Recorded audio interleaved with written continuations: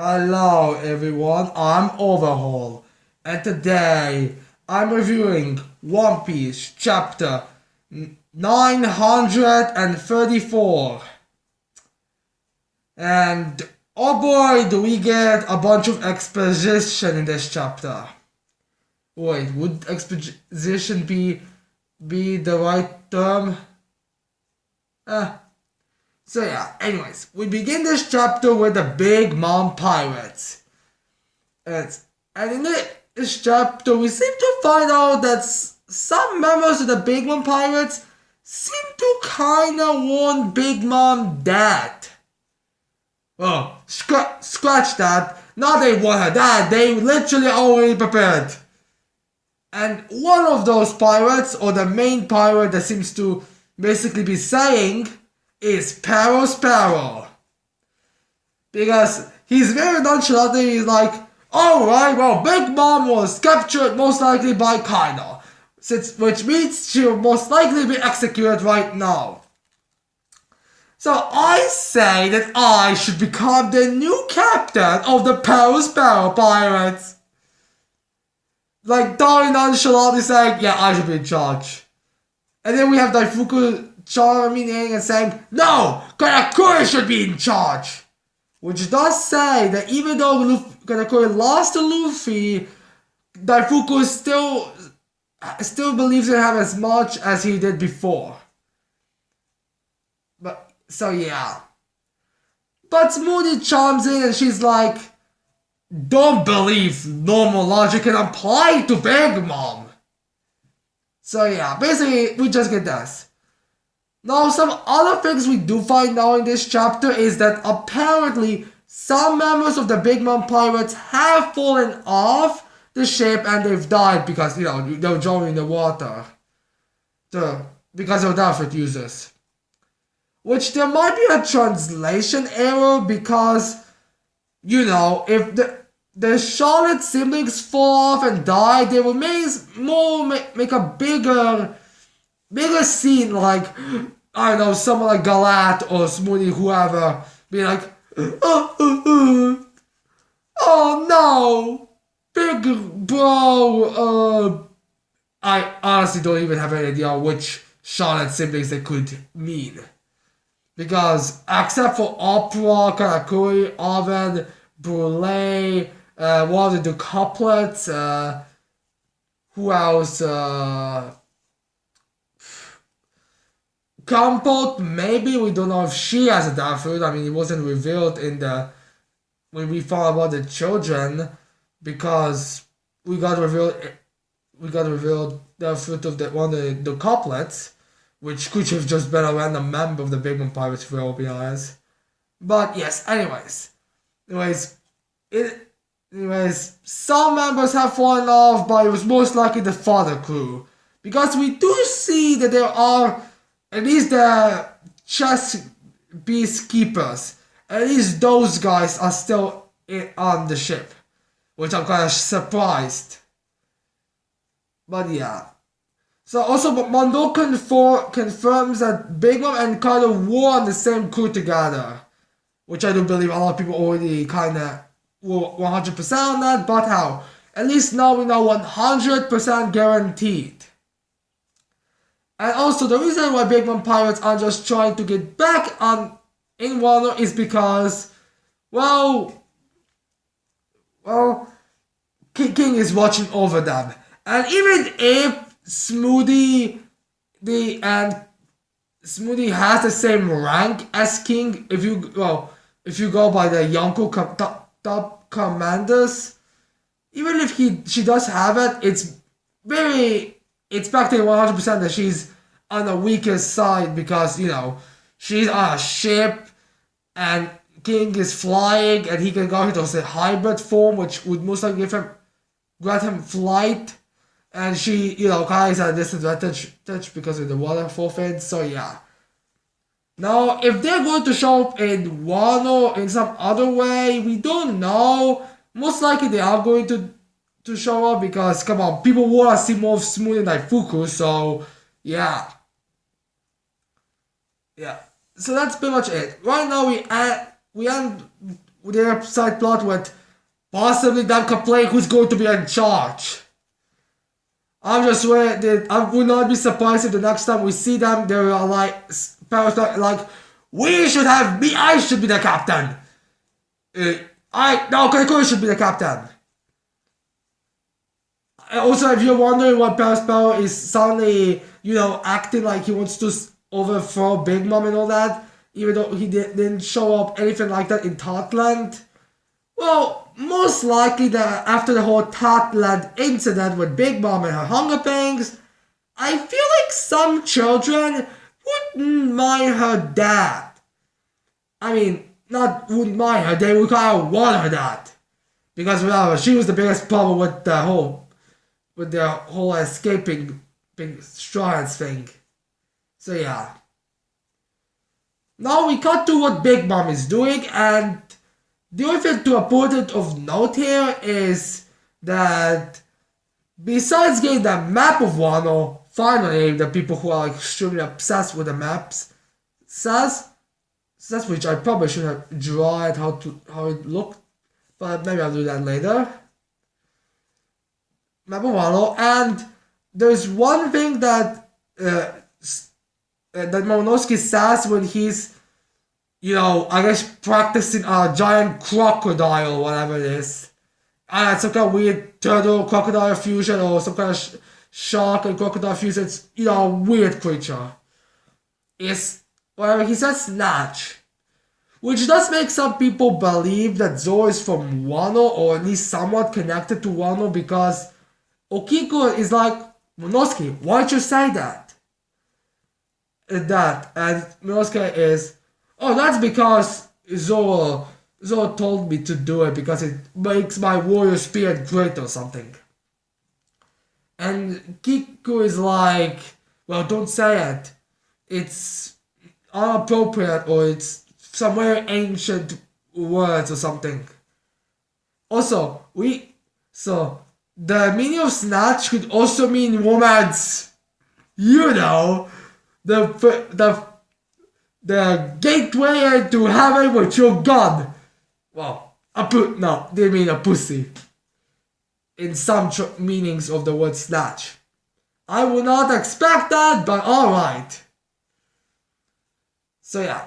Also, we begin this chapter, we begin the whole talk with them, with Otama telling that Tengu Guardian or whatever, that they're going to Onigashima, to the Udon, the person where Luffy is. And he's like, what the fuck? What the fuck are you doing, bitch? Oh, not bitch. He's nicer. He's like, what? No, you're not going to so you get back here. And she's like crying and pushing it away. Which I just now realized after the part where Otama getting poisoned, the whole thing, she really did become kind of irrelevant. And the Tengu did as well. I mean, first there were theories that he might be a part of the Kuzuku Club, but we don't have nothing to be confirmed about that or what. So that's kind of a weird thing. I just don't realize the fact that we get introduced to this character at the beginning, but now he's irrelevant. Who knows what's with that?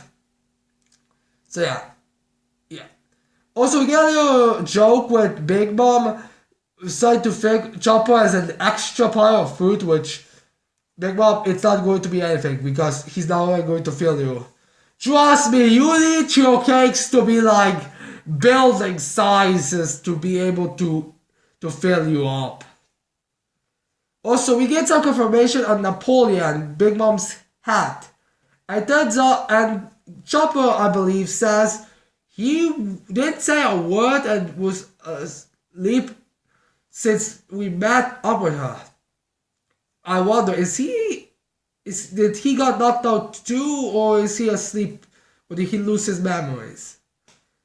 Who knows, right? I mean, Zeus didn't seem to be affected by it, so I guess he didn't get his memories lost just because Big Mom has it. So if he did lose his memories, probably the same way how Big Mom did.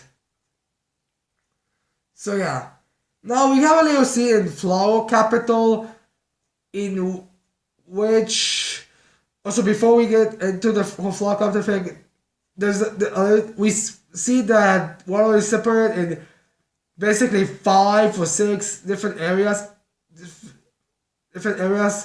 and all of them, there's one place that we have no meaning at all.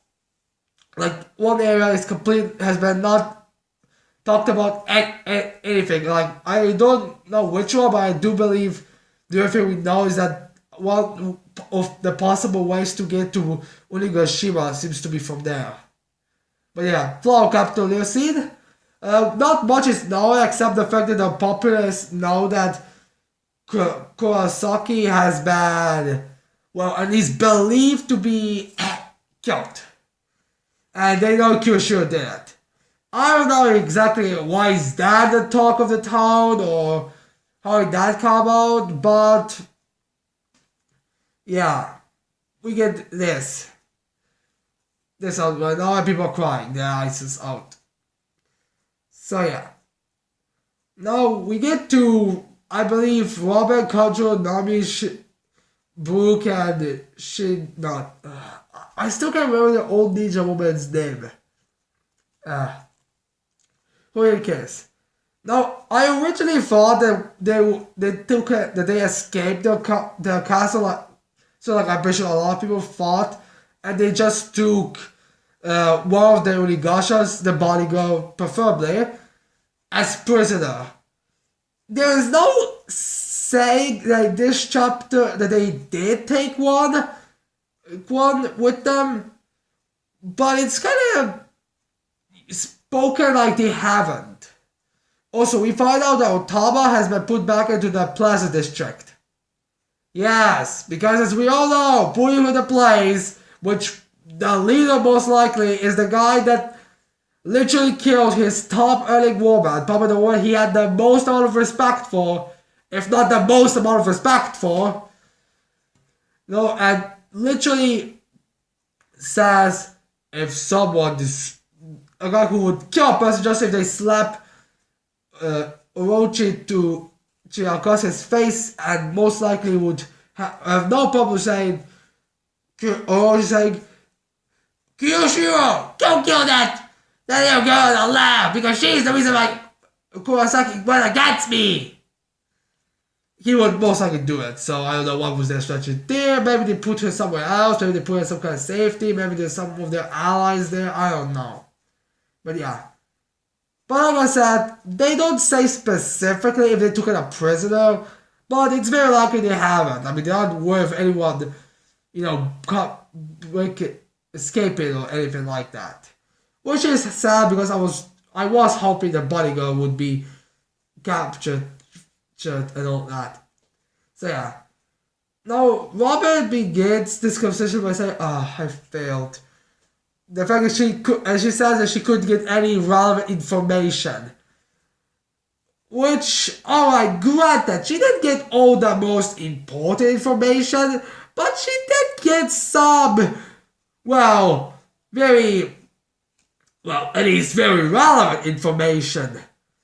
Like, I don't know, getting information about Kaido and Orochi's ranks, which we are most likely going to see before the final battle in Onigashima, so depends how long.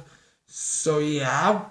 And what time Orochi is going to wake up, when the banquet is going. No, wait, did we get which time the banquet is going to start? I know we got something about the banquet, but I don't know when. Maybe when Kaido is going to arrive at the banquet. Because I do believe he's not in Onigashima. I do believe he's in a different area. Well, the snowy region. But then again, then why? Who cares? So yeah. We do also get some useless information like what's Kaido's favorite food, and yeah, there are some. And Kanjo is you are amazing, because although she didn't realize the information she got was actually very good, Kanjo is like, what are you talking about? Some of those information is how that was good information. So yeah. But maybe Robin is upset because she couldn't find anything about the rope poneglyph. But yeah, Book states that he has seen a poneglyph, but he doesn't believe it was the rat one, and he saw some weird wooden dolls without arms and legs. Now the old ninja woman says mostly like those wooden statues that are basically like the toys that kids play with. But anyways, they basically decide that they are going to go at a bath. Now we cut to Saji, Usa, Frankie, and Law, which there's no Zo, which does make me weird. Why is Zo not there if they're supposed to be the same village? But maybe Zo left as well, or maybe they didn't know Zo is there. They haven't gone into him. So yeah, Sanji is like. So yeah, Sanji he seems to be completely far from his battle with Page One. And also people are going to ask themselves, what happened to Page One? Did he escape Page One before beating the fuck out of him, or did he beat the fuck out of Page One then escaped? We don't know right now. Maybe we are going to get to find out in the next chapter, which unfortunately is next week there's a break. But who knows? But yeah, they talk a little bit, and I don't believe they say anything important. The only thing that really matters is like Sanji saying, maybe we should go to the bath. Yeah, that would be an interesting thing to go, and basically I was like, oh no, stop saying you're going to the bath. Just because you have a Super Sentai amazing suit that gives you the ability to be invisible, that doesn't mean you can just use it to go into the woman's bathing room and watch them naked. Oh, please, Frankie. Parents must see women naked when we get invisibility type powers. I mean, who would use invisibility for that kind of ability if you are a pervert? It's the law, Frankie. Frankie, you might be one of the smartest people in the world, but by God, you were stupid. I mean, seriously, who would use invisibility power to sneak around the palace? So yeah. So nothing else really we get. Although we do find out that Kid escaped from law because he's in the newspaper, but to be fair, I think we didn't really need that. We could get that in the final part of the chapter. And he also says that there's nothing happening with Luffy, so yeah. Now, since Kid escaped, I am wondering what he could be. Maybe we're going to get him coming up with his old crew, or maybe it's going to be something like going through the forest, got like a plane on top of his lumps, and then one of the hard pirates, because let's be honest with ourselves, there's like what, 19 or 20 members of the crew. I don't know if like counted himself in, or if that's just the people that are under him, but I know it's around 20. And maybe one is going to be like, hey, Kid, come and help us with taking out Kaido, or something. I can imagine that it would be able to get him to help. Like, I can imagine it would be like just as sad.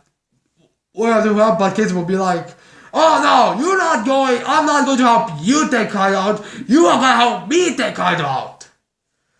Because, you know, he has a kind of refuse to work with Luffy and not everyone else, and how even with Law, it's kind of hard to tell really specifically.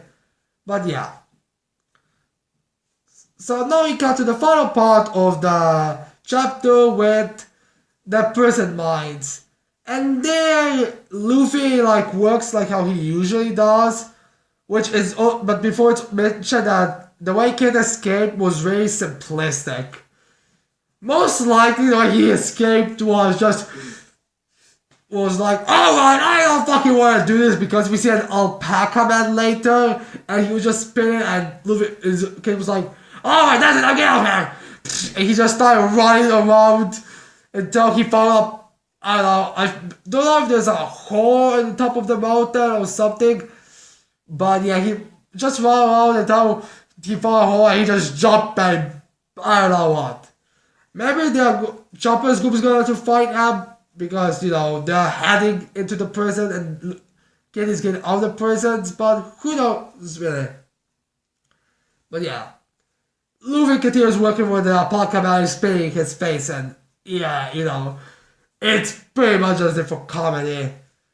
And maybe to give another headline, another gift to us. So yeah. Then we get cut to the old man that Luffy get his tickets to, and then he's being there, fought against and gifter. We don't know if he's a headliner or if he's a warden or something, but a gifter that seems to have a scorpion smile, which he's beating up the old man. He's like, there is no fucking way an old gizzard like you was able to get so many of them. And he's basically he's stepping on him. Which we also see, besides some elephant small user, we only see the fact that he's giant and he has an elephant stuck in off his, chest. But we don't see his face because the speech box caught it. We don't get names for either of these two, so yeah. That scorpion guy is stepping on him, and the old man has this kind of a very big moment, just a very scene that's like, I don't care if I'm going to die. These tickets were given to me by a man that's a true samurai. Unlike the excuses we have right now. He gave it to me, and I will not waste his kindness. Because I used to be a member of the Yakuza. Which also, so we find out in this chapter that the old man, Hyo, which I do believe his full name is Hyogoro, or something like that, of the flower. We found out before Kiyoshiro, he was the leader of the Yakuza. So yeah, that's pretty much it. It was said by Kanjuro previously that they have no idea about Kyojiro because that was between the times, so yeah. Now when the old man is having this big speech, Luffy ducks the alpaca man and jumps to save him. Now it seems that this Scorpion small user seems to have armored hockey, although it could just be a hair thing. Because remember, in the One Piece anime there was a scene with Raisin who seemed to have a armored hockey, but in the anime he had a base level, so maybe a bit more darker than a regular sword. So yeah. Maybe it's just a color thing. Maybe he has actually black hair or something. But yeah, Luffy shows up and most likely dunks him. Now we get to the entrance and we get to see a bunch of people open our doors because Queen is getting in the fighting place. Going to prison. And she seems to have a motorcycle. So yeah. He comes in and he basically the whole and he basically has a bunch of people always say his name like Queen, Queen, Queen, Queen. And he's talking nonchalant, like just smoking a cigar and being So yeah. Luffy's gonna cut the Queen. I don't know how this will go, if Luffy's going to have a straight up battle with Queen, or if he's just going to avoid Queen, or if Queen's just going to use his down foot to, do something with Luffy, like knock him out, put him off balance, because there's a lot of theories that Queen actually has a scorpion down foot, because You know, we saw some of the ships in anime, and they have a scorpion on them. The way Queen actually kind of looks seems to be like a scorpion with her face, with his face. Apparently, Queen's an Okama, which is a cross dresser. So yeah, that's wondering. So yeah, some people. So the whole thing might be something like that. Jack has an ancient, Queen has a regular, and King has a mythical. That's what I think it could be. Plus, Queen's epithet is Queen the plague, so it's kind of seems to be related to poison. But poison doesn't really affect Luffy that much, so I don't know really what's going to happen. So this chapter was pretty decent. We get some information about it, which is good, and we get some idea what could happen in the future. But overall, it was a decent chapter. Not too much things happened. So yeah. Anyways, I hope you liked this video. I hope you're gonna leave a like and subscribe to my channel for more videos in the future. And that's it. I cannot wait to see all of you people next time. Bye.